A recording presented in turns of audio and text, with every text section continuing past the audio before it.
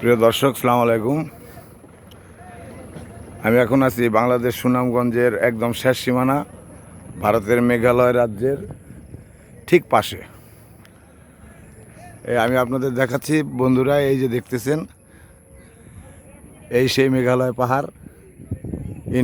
ইন্ডিয়ার বর্ডার আমার সামনে থেকে মাত্র কয়েকশো মিটার দূরে ওই যে সমতল ভূমিতে তারের বেড়া দেখা যাচ্ছে।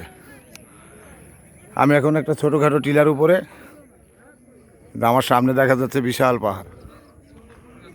এই